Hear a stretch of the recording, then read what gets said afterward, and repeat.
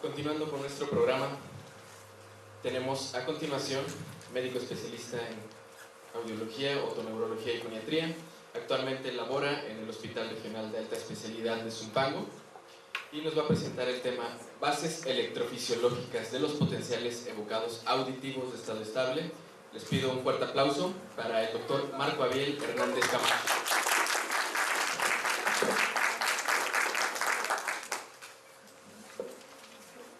Muchas gracias también a la mesa directiva por esta amable invitación. Quisiera dedicarle esta plática a mi amigo Héctor Alba, doctor Alfonso Alba, que falleció hace un año, una semana. La última vez que tuve el honor de estar aquí fue cuando presenté una sesión en este mismo auditorio y está todavía por acá.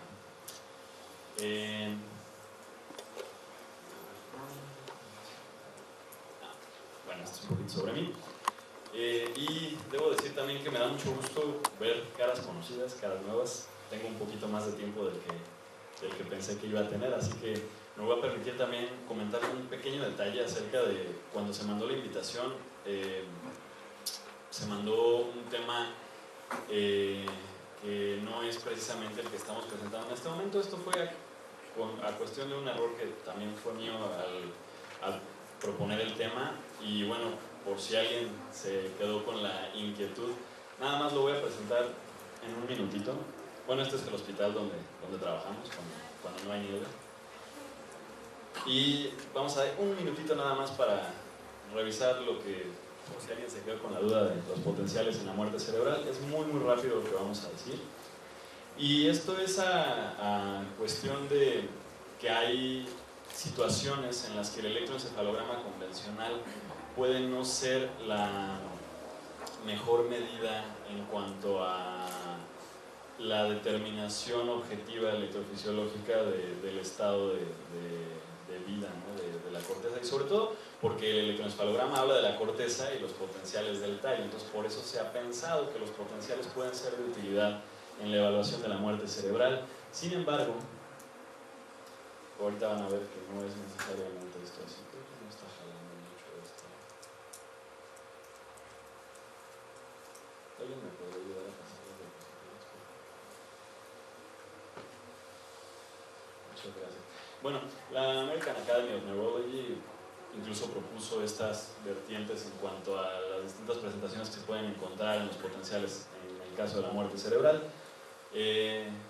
No quisiera abundar mucho en esto, sobre todo por lo que vamos a ver en esta diapositiva, que es su baja sensibilidad en comparación con el Doppler, los flujos cerebrales, y el electroencefalograma, sobre todo, que son los que más se usan, el Doppler transcraneal, e incluso los potenciales somatosensoriales llegan a tener mayor especificidad de los detalles cerebrales. Entonces, pues realmente con esto no valía tanto la pena venir a hablarles una hora sobre los potenciales en la muerte cerebral. Sí se pueden llegar a usar, de hecho nosotros como audiólogos puede ser que en un momento dado, sobre todo los que trabajamos en hospital, nos lleguen a solicitar, pero siempre acuérdense de esto y de que la muerte cerebral, por favor, es un diagnóstico clínico.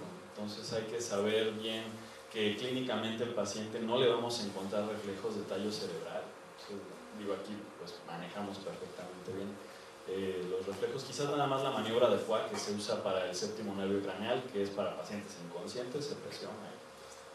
Pero, y aquí les pongo los criterios de Harvard para muerte cerebral, que son estos, ¿no? Coma sin respuesta, apnea, la ausencia de reflejos. Esto prácticamente, si tenemos esto, ya no nos vamos a equivocar, pero siempre no se vayan a mojar con unos potenciales de tallo cerebral, porque realmente no son tan específicos y no vale la pena hacer este tipo de estudios, sobre todo cuando incluso la norma oficial mexicana dice que con un electroencefalograma o con un Doppler transcraneal. Entonces, básicamente es lo único que les quería comentar acerca de potenciales auditivos en muerte cerebral, para que podamos ahora sí entrar en nuestro tema de estado estable.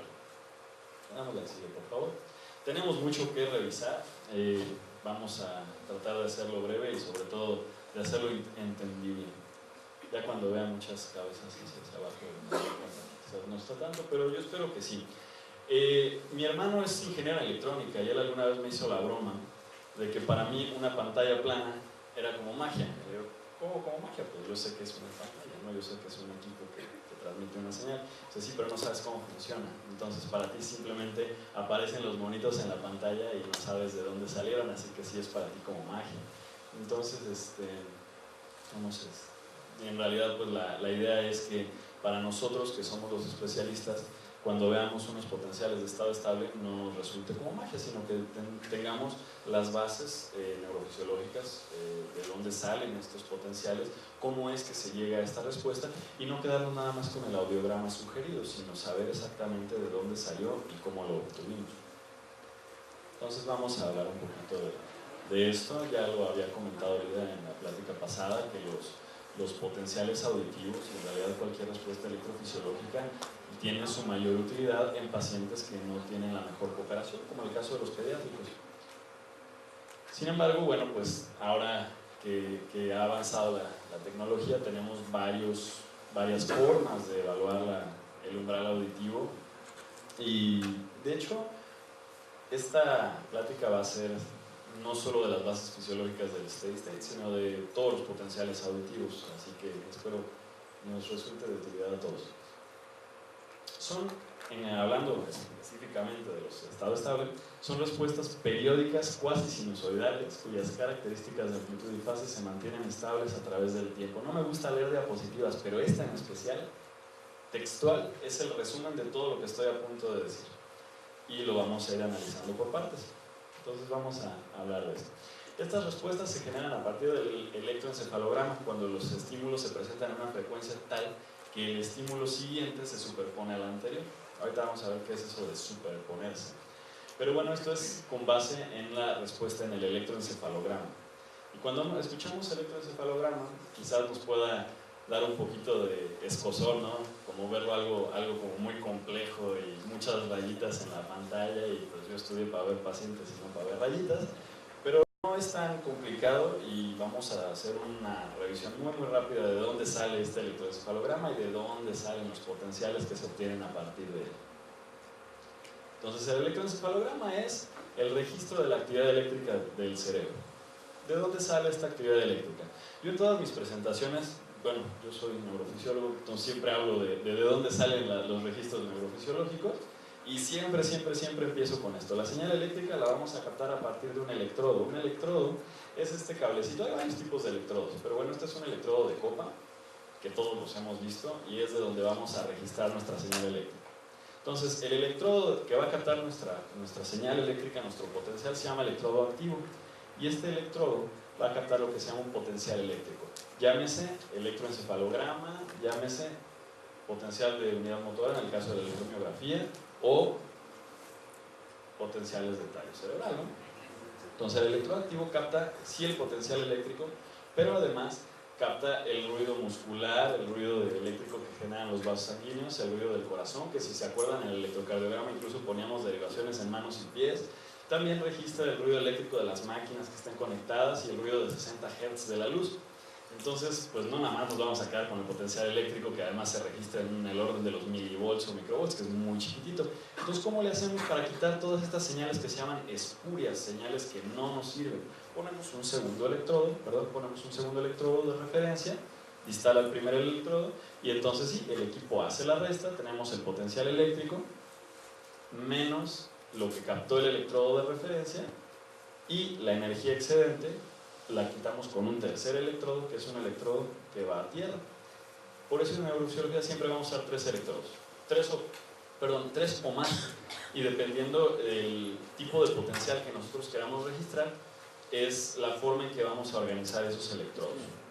Si en algún momento ya está muy confuso lo que estoy diciendo, o no lo estoy diciendo muy claro, por favor, con toda la confianza me pueden interrumpir.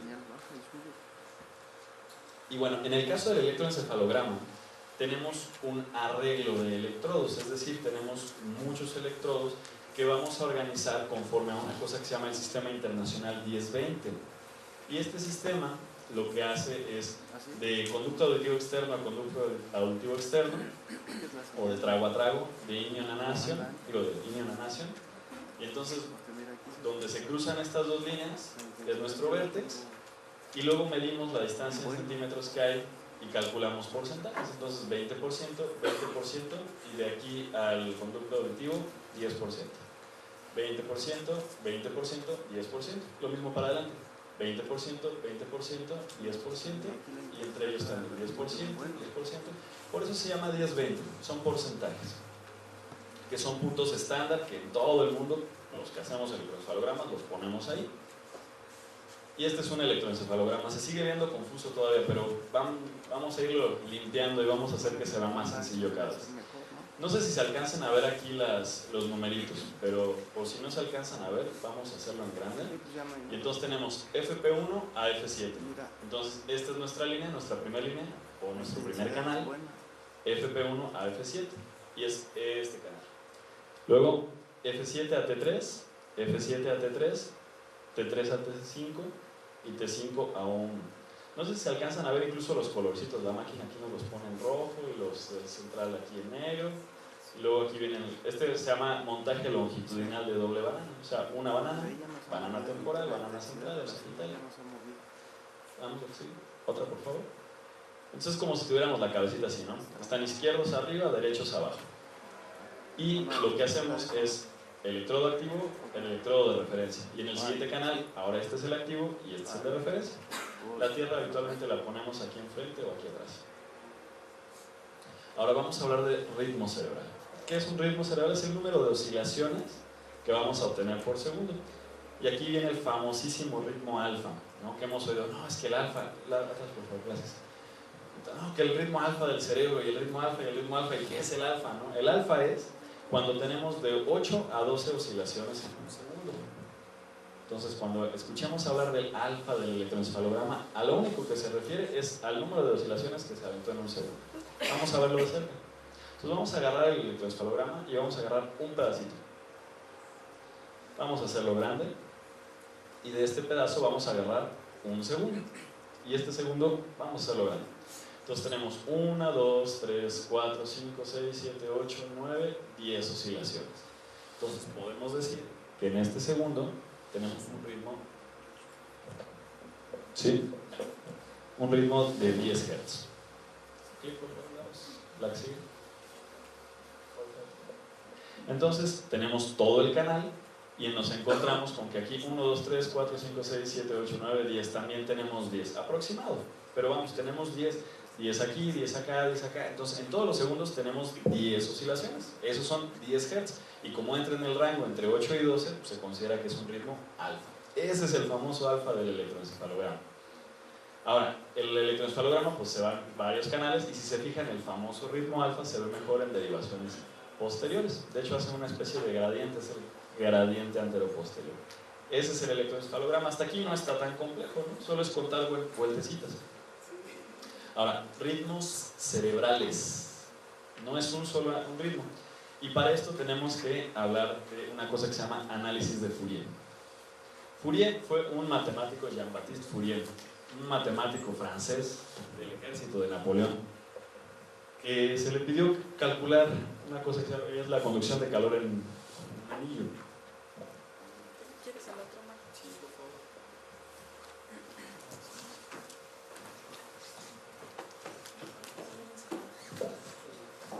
Bueno. Entonces le pidieron a Fourier que calculara la conducción de calor en un anillo, y resulta que la conducción de calor es una cosa que se calcula sobre el tiempo, o sea, no es una cosa que se pueda graficar sobre el espacio, sino se calcula sobre el tiempo, es decir, entre este punto y este punto, ¿cuánto calor hay? Y eso pues no se puede graficar en un pedazo de papel porque no corresponde al espacio, sino al tiempo. Y entonces, lo que hizo Fourier es obtener una función discontinua a partir de funciones continuas. Y yo estudié medicina para olvidarme de las matemáticas, y tú me quieres hablar de trigonometría. Pero bueno, hay que saber de dónde salió esto. Entonces, si se acuerdan, en trigonometría, en la preparatoria, teníamos que los triángulos tienen ángulos, y que a esos ángulos se les puede calcular funciones trigonométricas, es decir, senos y cosenos. Entonces, Fourier lo que dijo es, bueno, los senos y cosenos matemáticamente son funciones que son más fáciles de manejar. Entonces, este seno puede representar, o se puede representar en la función inversa y puede representarse un conjunto de senos y cosenos que represente un conjunto de puntos, nada más. No se imaginen toda la función trigonométrica, nada más imagínense que cada uno de estos es un punto. Y entonces, si tenemos un conjunto de senos y cosenos, podemos representar un conjunto de puntos en esta línea. Claro, esto, digo, si me ve un matemático me va a bajar a patadas de aquí porque va a decir que esto es mucho más complejo. De hecho, esta es la función real del análisis de Fourier y usa números complejos. Pero básicamente es esto. Vamos a poner un ejemplo más claro. Este evidentemente no lo hizo un niño de 3 años, lo hice yo. Pero es lo que vamos a representar. ¿Cuántos hertz ven aquí? 3, exactamente. Entonces, 3 hertz. En la anterior, ¿aquí cuántos ven? 17. ¿Y estos 3 también son hertz o ya no son hertz? Entonces tenemos 3 hertz y aparte tenemos 17 hertz. Y ahora, ¿cuántos ven aquí? O sea, tenemos 3 hertz, pero al mismo tiempo tenemos los 17 hertz que vimos hace rato, pero a la vez tenemos 34 hertz. Esta forma en que se divide la señal, cualquier señal, se llaman, y a los foniatras les va a sonar conocido, armónicos. Esos son los armónicos, los famosísimos armónicos de la voz. Es exactamente esto. Y el análisis de Fourier lo que hace es descomponer esta señal. Claro, lo transforma en digital y en digital analiza los datos, los convierte en senos y cosenos. Descomponemos esta señal y entonces sí decimos que esta señal tiene 3 Hz, 17 Hz y 34 Hz al mismo tiempo. Pero no solo es eso al mismo tiempo, sino que además nos puede decir que estos 3 Hz tienen mayor potencia de señal que los 17 y los 34 Hz. Y que los 34 Hz están presentes. O sea, no son 35, no son 30, son 34. Pero tienen menor potencia que los 3 Hz que teníamos inicialmente. Hasta aquí me voy explicando. Esto es importante además, digo, no es el tema, pero esto del análisis de Fourier también es la base de las emisiones otoacústicas. Entonces también para que sepan por qué les da una respuesta en frecuencia. Claro, nuevamente, si llega un matemático, un físico aquí, me va a venir y me va a decir una grosería, porque esto en realidad es un conjunto de funciones que se van haciendo una tras otra, tras otra, tras otra. Se hacen en arreglos que se llaman de matriz y bueno, pero al final lo que se obtiene es esto. Ahora vamos a ver en el electroencefalograma. Entonces tenemos el electroencefalograma y vamos a agarrar un pedacito que queremos analizar. Entonces decimos, bueno, yo quiero saber cuántos hertz o qué componentes de frecuencia hay en este pedacito del electroencefalograma. Entonces la computadora afortunadamente ya nos lo hace solo y nos va a dar un arreglo como este. En este arreglo, esto son los hertz, esta es una banda de frecuencia. Entonces 0 Hz, 10 Hz, 20 Hz y 30 Hz. Esto es en el tiempo. Esto ya no es en el tiempo, esto es en Hz. Hasta aquí me voy explicando. Entonces, esto es importante porque básicamente es como si representáramos cada uno de los puntos del electroencefalograma como si los mapeáramos. Pero si los mapeamos en un plano cartesiano, los estamos graficando en el espacio. Y esto no es en el espacio, esto es en el tiempo. Por eso usamos senos y cosenos, por eso el famoso análisis de Fourier. Entonces, como es en el tiempo, bueno, pues vamos a descomponerlo. Y se acuerdan que habíamos contado 10 Hz aquí. 1, 2, 3, 4, 5. Bueno, esos 10 Hz, aquí están. 10 Hz son los que tienen la mayor potencia. Vamos a agarrar otro pedazo. Y entonces aquí tenemos, están en distintos colores, aquí tenemos el pedazo anterior. Y no sé si se alcanza a ver, aquí también tenemos 10 Hz, pero menor potencia. Y aquí tenemos otras frecuencias más lentas y otras más rápidas que también forman parte de esta señal. Vamos a agarrar otro pedazo. Y en este de plano no tenemos nada en 10 Hz, tenemos más frecuencias rápidas, pero de muy bajo voltaje, ¿no? Y esto lo sabemos aquí también, se puede ver. En realidad los neurofisiólogos, neurólogos no les gusta el análisis cuantitativo porque dicen que no, con verlo ellos son capaces de diagnosticar. Y sí es cierto, pero también es importante saber qué es lo que pasa con esta señal que estamos obteniendo y sobre todo para nosotros a la hora de hacer otro tipo de estudios nos va a ayudar a saber de dónde salen las señales que estamos obteniendo. O sea, hasta aquí queda claro el análisis de Fourier. ¿Alguna duda? Es que este es un muy buen momento porque lo que sigue pues es también basado en esto. No se pone más complejo, no se preocupe. Vamos a ver, cuando nosotros hacemos electroencefalogramas hacemos una cosa que se llama estimulación fótica intermitente. Hacemos varias activaciones, son maniobras que hacemos para ver cómo reacciona el cerebro y cómo es la respuesta bioeléctrica ante cierto tipo de estímulos. Entonces cuando hacemos esto es el famoso momento en el que le pasamos un flash así como de fotos a distintas frecuencias y miren lo que pasa en las derivaciones occipitales, P4O2, P6O2, o sea, todas las que tienen occipitales, sí se alcanza a ver, ¿no? Esta es la luz que le pasamos y esta es la forma en que se alinean. Si se fijan cómo se alinea en la misma frecuencia que le estamos pasando, se lo pasamos a 10 Hz, ahora a 10 Hz, o sea, va más rápido conforme nosotros le vayamos pasando la señal. Ahora vamos a ver qué pasa con el estímulo auditivo. Damos una palmada, un estímulo fuerte y miren qué pasa, se desincroniza. O sea, sí hay una reactividad de la corteza cerebral, de toda la corteza, ante un estímulo auditivo. Ahora vamos a verlo de cerca. Yo sé que esto les va a gustar. Montaje longitudinal, ¿se acuerdan que aquí tenemos este para acá, este para acá, este para acá? Vamos a cambiar el montaje. Este es un montaje que se llama referenciado, es decir, cada uno de nuestros canales va a representar cada uno de nuestros electrodos como activo y la referencia se va a poner aquí en el vértex, donde se cruzaron las dos líneas. Aquí tenemos nuestro mapilla. Vamos a olvidarnos de todas estas líneas y vamos a quedarnos nada más con dos canales, A1 y A2, mastoides y mastoides. Ya les suena más conocido este montaje, ¿no? Entonces vamos a hacerlo más grandecito. Se fijan, aquí lo que cambiamos fue la ventana de tiempo, ahora este segundo es más grande. Se fijan, aquí tenemos una sensibilidad de 7, vamos a hacerla más grande, de 1. Entonces ya lo hacemos bien grandote. Clic. Aquí tenemos nuestro estímulo auditivo. Vamos a agarrar los primeros milisegundos después del estímulo y tenemos a un viejo conocido amigo, no sé si se les hacen conocidos, quizás aquí ya un poquito más. Y de ahí salen los potenciales auditivos del tallo cerebral. Digo, a mí cuando lo vi la primera vez me dio mucha emoción. Y sí se ven, o sea, y sí replican. La cuestión es que si esto lo hacemos un segundo y otro segundo y otro segundo y luego lo superponemos, vamos a obtener la promediación de las respuestas. Entonces, llámese estado estable, tallo cerebral, todos vienen de aquí. Entonces, si nosotros hacemos, creo que esta no se ve muy bien, pero este dibujito donde teníamos los potenciales es cada uno de estos. Entonces damos un clic, damos otro clic, damos otro clic y obtenemos la primera respuesta en los primeros milisegundos. Esos son los potenciales auditivos. Y claro, ya después se ha ido estudiando y le podemos dar el correlato topográfico de cuál es el generador de cada una de las ondas y a qué corresponde.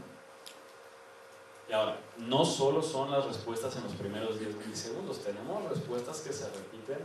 De hecho, en los primeros 1000 milisegundos, en el primer segundo, es una respuesta que se repite. O sea, si la encontramos en los primeros 10 milisegundos, son los potenciales auditivos de tallo cerebral que todos conocemos y manejamos. Si lo encontramos entre los 10 y los 50, 80 milisegundos, encontramos estos que son los de latencia media y después los de latencia larga. Pero aquí los que vamos a hablar ahorita son los de latencia media porque son muy importantes. De aquí salen los potenciales de estado estable. Dentro de los potenciales de latencia media, este autor Galambos en el 81 hizo un estudio y dijo, bueno, vamos a ir cambiando la frecuencia de estimulación, la tasa de estimulación. Ojo, no es la frecuencia del tono, no es el tono audiométrico, es la frecuencia en que yo le presento un clic, clic, clic, clic, clic, o tac, tac, tac, tac, tac, tac. Eso, cada vez que le pasamos un estímulo, a eso nos referimos con frecuencia de estimulación. Y cuando le iba pasando distintas frecuencias de estimulación, encontró que la respuesta cuando se la pasaba a 40 Hz era una respuesta distinta a la que había encontrado con las otras tasas de estimulación. Lo que encontró fueron 4 picos prominentes. Este es el de latencia media y estos son los 4 picos de la respuesta a 40 Hz. Entonces, cuando nosotros estábamos empezando a jugar con nuestros juguetitos nuevos en Zumpango, pues hicimos también nuestros potenciales de latencia media y nuestra respuesta a 40 Hz. ¿Sí se alcanza a ver? Sí. Pero porque desde aquí se ve medio ligero, pero bueno, sí, aquí están los 4 picos. Que en realidad no lo vimos así, lo vimos así. ¿Y esto por qué? Porque hacemos izquierdo, y su réplica, derecho y su réplica. Si no réplica, no es potencial, ¿no? Entonces, esta es la respuesta a 40 Hz. Entonces, lo que hicieron estos autores fue entender que cuando hacemos distintas tasas de estimulación y la ponemos una tras otra, las podemos superponer y lo que vamos a obtener es una respuesta periódica. Entonces, cuando hacemos un solo estímulo, tenemos una sola respuesta. Si hacemos varios estímulos, vamos a tener una respuesta estable en el tiempo. Como nuestra estimulación es estable, nuestra respuesta también es estable. Y entonces lo que vamos a obtener es una sinusoide, que es el conjunto de potenciales superpuestos. De hecho, si se acuerdan, esto es visual, ¿no? Pero es para hacer la analogía. De hecho, si se acuerdan o si se fijan, quienes hayan visto potenciales visuales dirán que esto pues, se parece bastante al poquito que encontramos en la P100, ¿no? Entonces, una sinusoide estable en el tiempo. Ahora sí, con estas bases vamos a hablar de dónde salieron los potenciales de estado estable.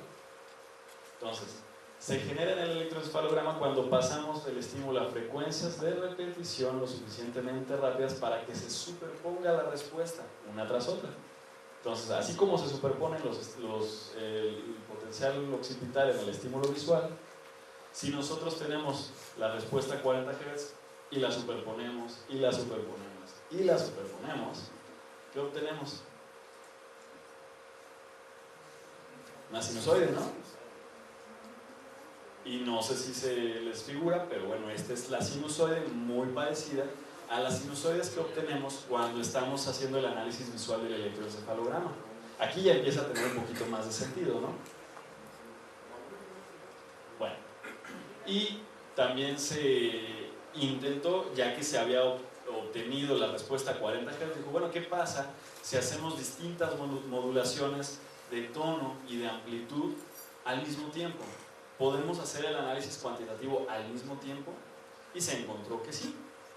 Entonces, lo que se hizo fue una modulación en amplitud y una en frecuencia. ¿A qué nos referimos con una modulación en amplitud? En los potenciales de estado estable lo que hacemos es pasar un tono, no, la anterior por favor.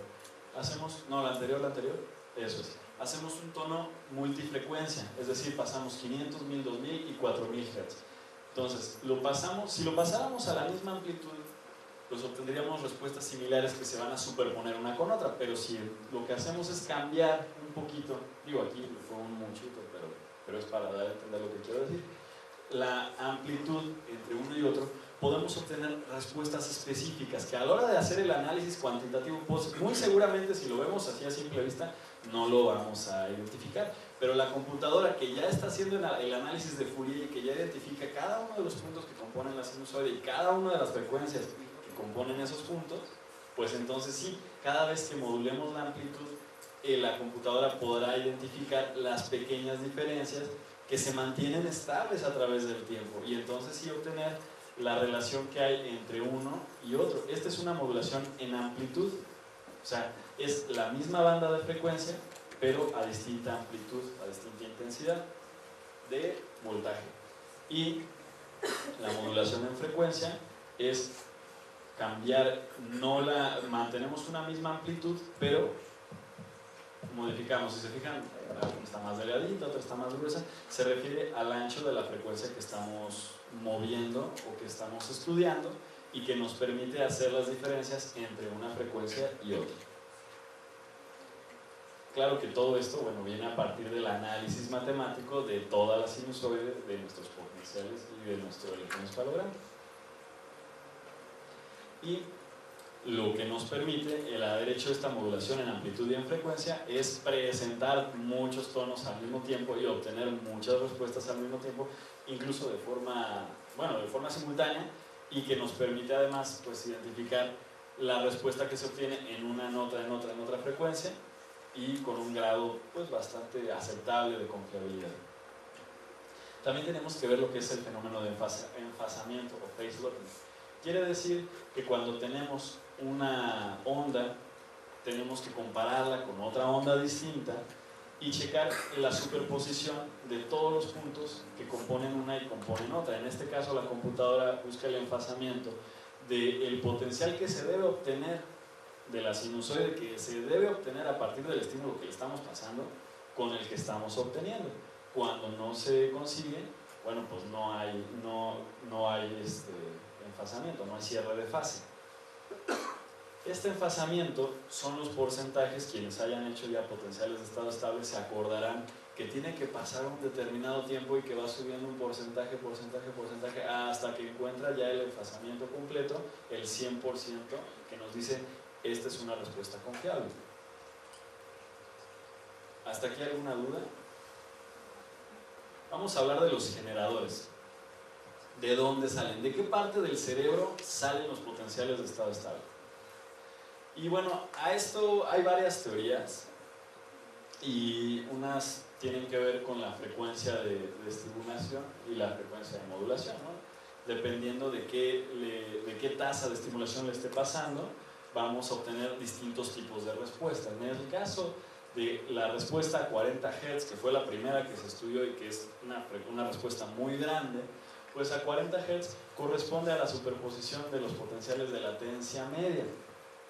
Si subimos la tasa de estimulación, no le vamos a dar tanto tiempo a la respuesta de llegar, y entonces lo que vamos a obtener es la primerita respuesta, es decir, la respuesta de los potenciales auditivos de tallo cerebral. Entonces, 40 Hz son potenciales de latencia media.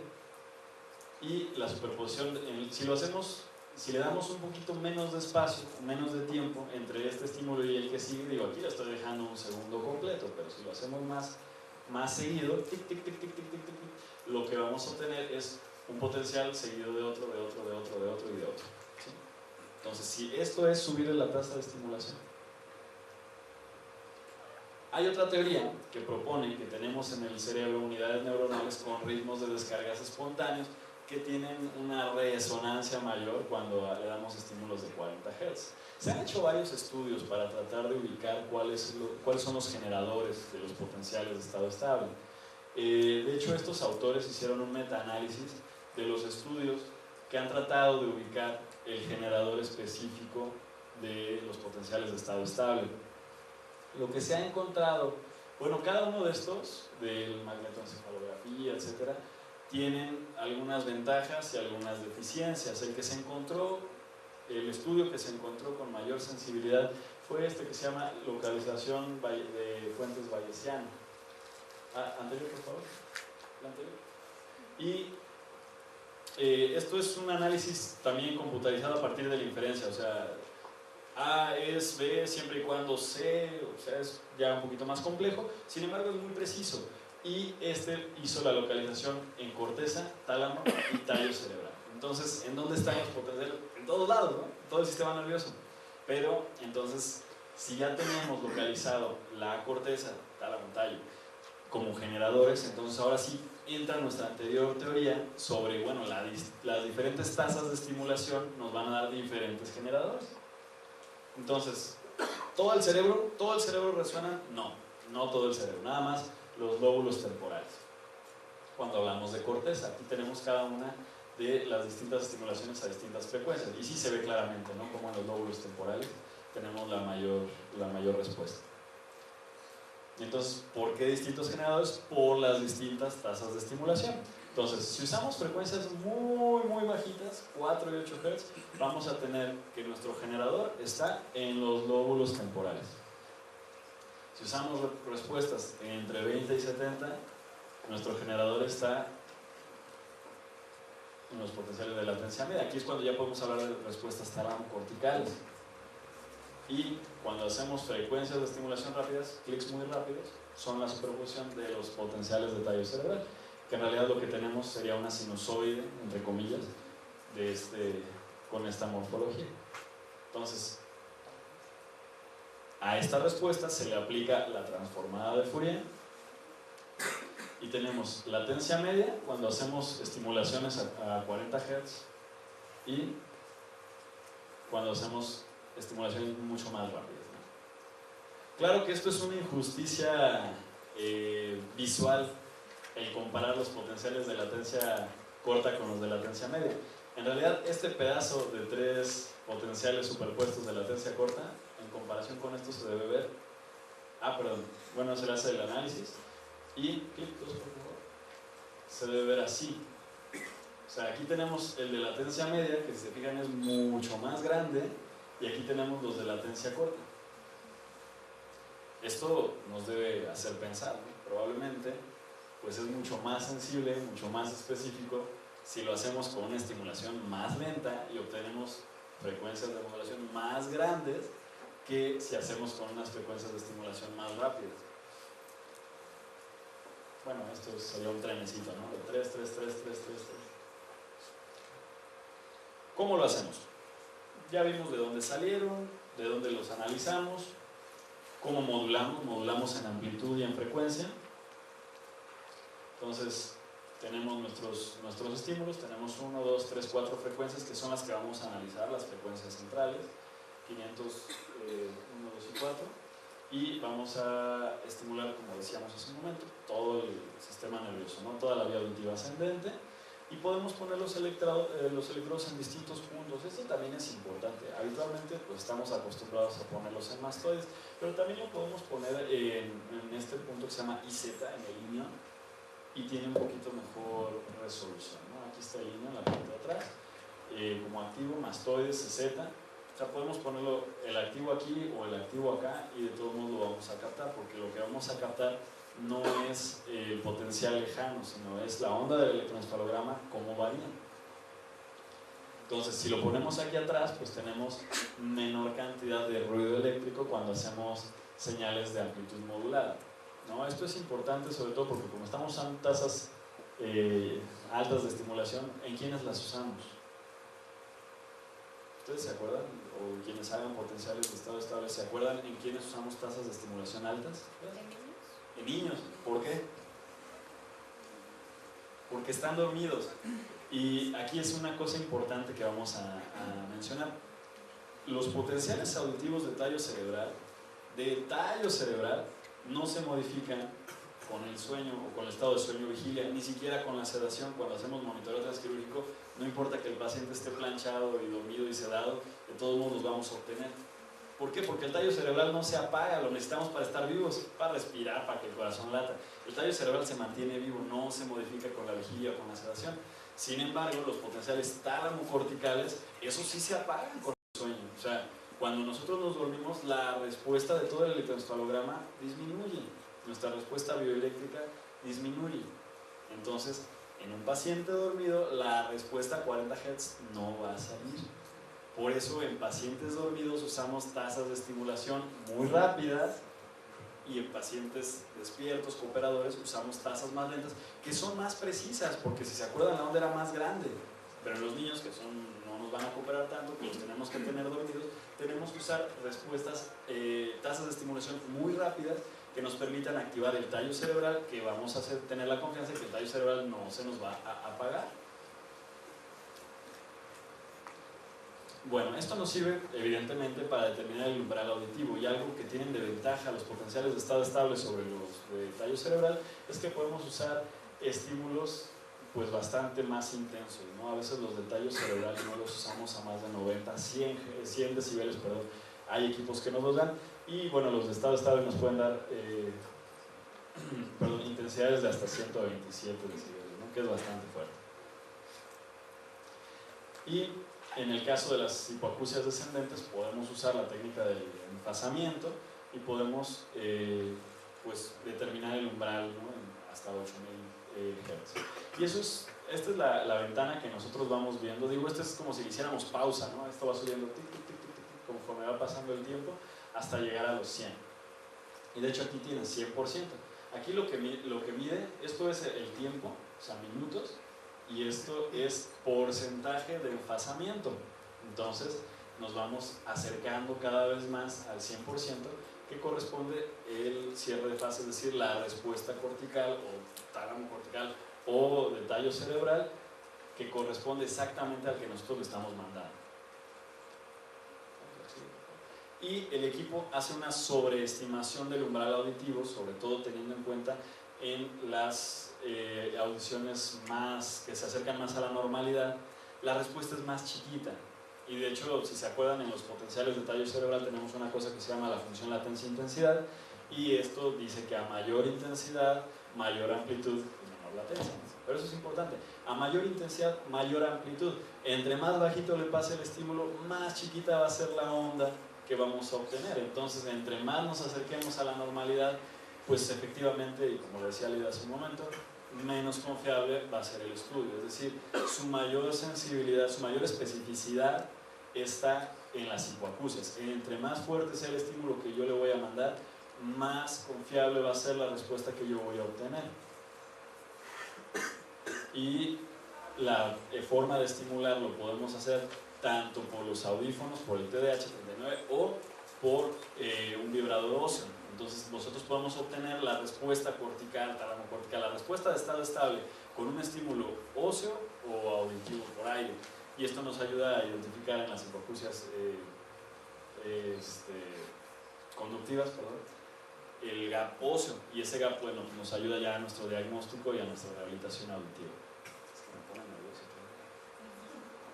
Bueno, entonces, los potenciales de estado estable son un registro objetivo porque es una respuesta fisiológica del cerebro. Hacemos muchas promediaciones, tenemos un mejor estímulo acústico, es decir, tenemos posibilidad de hacer mucho más intensos los estímulos. Podemos estimular umbrales por frecuencia, que eso es una ventaja sobre los de tallo cerebral, ya veíamos por qué. Esta es una ventaja bien importante, podemos presentar simultáneamente varios tonos. Esto nos ayuda a acordar el tiempo de registro, que quienes hayan trabajado con niños sabrán que es una pequeña gran bendición. Tenemos la detección automática de la respuesta. Sí es automática, pero bueno, ya ahora pues no es como es automático y no sé por qué lo hace el aparato. O sea, sabemos cómo lo hace, pero efectivamente el aparato lo hace por nosotros. No tenemos nosotros que andar haciendo nuestros cálculos de Fourier para obtener el emplazamiento. Y son generados por tonos modulados a frecuencias superiores a 80 Hz. Entonces, nos ayudan también para evaluar la elegibilidad, o sea, qué tan buen candidato es un niño o un adulto para un implante coclear, porque podemos determinar esas hipoacusias profundas, bien profundas, y podemos ver qué paciente es más elegible que otro. También por eso es importante que los pacientes que vayamos a operar para implante tengan sus potenciales de estado estable. Y bueno, ¿qué condiciones pueden modificar la respuesta? Ya habíamos visto, ¿no?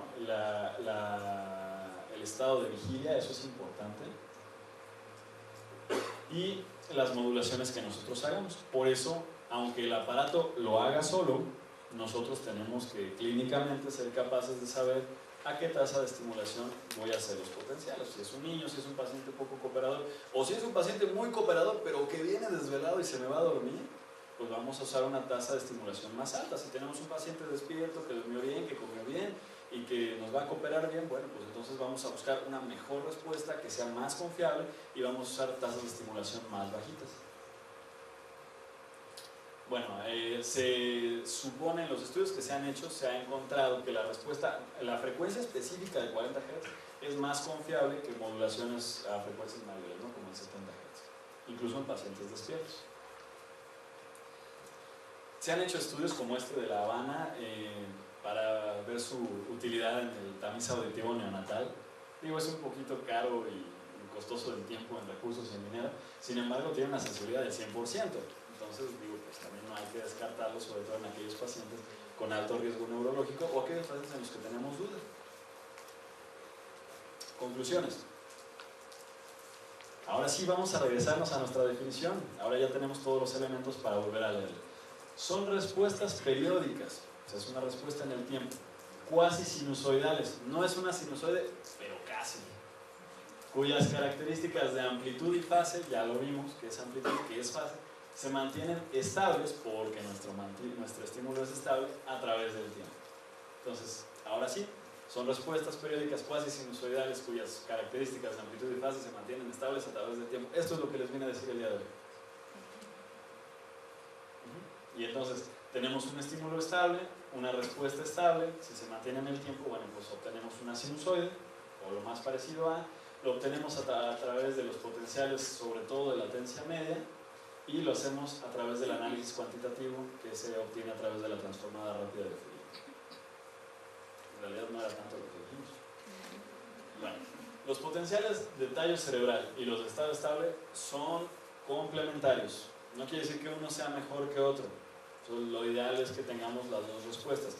Con los de estado estable definitivamente jamás vamos a tener un análisis topográfico, y si nos encontramos algún tumor o alguna situación que nos pueda comprometer anatómicamente la vía auditiva, nunca lo vamos a ver. Los potenciales de tallo cerebral sí siguen vigentes, aunque sean viejitos y todos son buenos todavía. Y bueno, en la evaluación de pacientes con hipoacusia son herramientas muy útiles, aunque es necesario tener nuevos protocolos y técnicas que permitan, por ejemplo, lo que decía el doctor, ¿no? Evaluar a lo mejor más frecuencias. ¿Por qué no se hacen frecuencias de 125 o de 8000 Hz? Porque la respuesta del electroencefalograma con todo y todo es un poquito inestable. O sea, si usamos frecuencias mucho más bajitas, la respuesta que vamos a obtener no es la sinusoide que se puede enfasar, por eso no la hacemos más que a estas frecuencias.